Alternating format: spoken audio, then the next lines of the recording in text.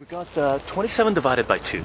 Now that's a straight up, fraction. And what we could do is try to break 27 down into prime numbers. And prime numbers, it breaks down into, what does it break down into? 27, 3 times 3 times 3 gives you 27. And that doesn't reduce anymore, right? If you're doing the prime factorization, right? Prime trees. So you could either express it like that as a number, 27 divided by 2, or you could write it as a mixed number, right? There would be an integer up front, and if it doesn't go in completely, you would have to write it as a fraction. And that's exactly what we're going to do, right? Now, while we're doing this, just imagine that the top, 27, was actually a polynomial, and the bottom was a polynomial as well, where the degree of the bottom polynomial is smaller than the degree of the top polynomial, right? Because that's it. In that case, you can actually do the division, right? So what we're going to do is do long division for this to break this down, to break it down into a mixed number, right? We actually want to find out what 27 divided by 2 is. Now, you should know how to do this, but in your mind right now, it's going to be 13 and a half, but we're going to go through long division and actually do it. Okay. So the long division statement, the way you express it is the following. So the way you write it out is 2. And that's your division statement. That's not a root symbol, okay? That's divided. So 27 divided by 2. You read this sort of backwards. 27 divided by 2. Or 2, how many times does 2 go into 27? Now, we did a video of this in the first series, and it's quite simple. It's long division. It just takes a few steps to do. So what you're going to do is, and you're going to ask yourself, does that 2 go into the first number? In this case, it does. If it didn't, you would go on to the next number and see how many times it would go into the next number. So how many times does 2 go into 2? Well, that's just 1. So you put the 1 up top and multiply it out and put whatever the result is at the bottom. So what we got is 2 goes into 2 once. So 2 times 1 is 2. And you're going to subtract them. That's where the negative comes from. So 2 minus 2 is going to be 0. What we're going to do now is bring the 7 down. So how many times does 2 go into 7? Well, that's going to go 3 times, right? So you're going to put the 3 up top there, and you're going to multiply it out and put the result down here. So 3 times 2 is going to be 6. So 3 times 2 is going to be 6, and you're going to put the minus sign there because you're subtracting. So 7 minus 6 is going to be 1. Now, 2 doesn't go into 1.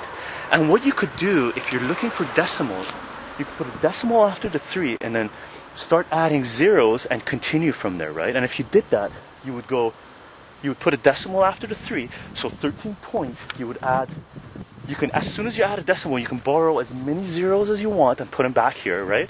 So what you're going to do, you're not going to put 5 or 6 zeros, you're going to start out with 1 0, right? So what you can do is turn the 1 into a 10, and 2 would go into 10 5 times. So after the decimal, you put a 5, and then when you did the subtracting out, you would get 0. So the answer would be 13 and a half, which is what 27 divided by 2 is, right? But we're not going to do that because we want to stay with fractions, especially with polynomials. We want to stay with fractions, okay? Now, 27 divided by 2, you can write, multiple ways. You could say 27 divided by 2 is equal to 13.5, right? Or 13 and a half.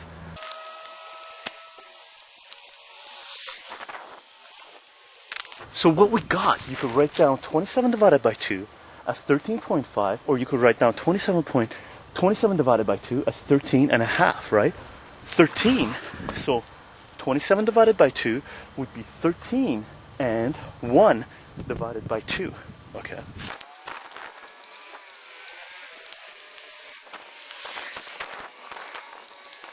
So the way you could write it is 27 divided by 2 is equal to 13 plus 1 over 2, which is what we can derive from here, right? 27 divided by 2 is going to be 13 plus 1 divided by 2 by your denominator, right?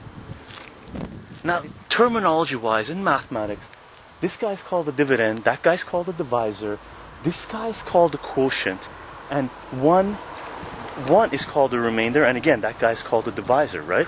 So what you have over here is 27 is your dividend, 2 is your divisor, 13 is your quotient, 1 is your remainder, okay?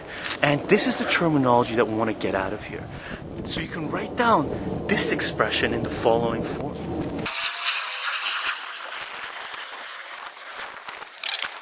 So you can write this expression, 27 divided by 2 is equal to 13.5, as your dividend divided by your divisor is equal to your quotient plus your remainder divided by your divisor, right? Which is exactly what we had over here with the pink, right?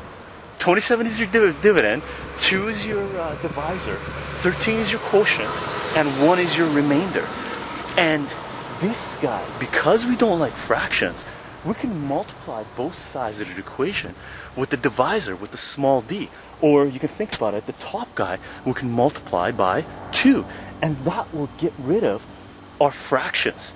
And that's the form we're going to express our polynomials, okay? You can express your polynomials in this form as well, but we're going to express it in the other form, which is really called, this is also called the division statement, which we're going to look into a lot further. There's a lot of meaning here, okay? And we will talk about this, but keep this in mind. We're just going to move over and grab another wall and, expand on this concept.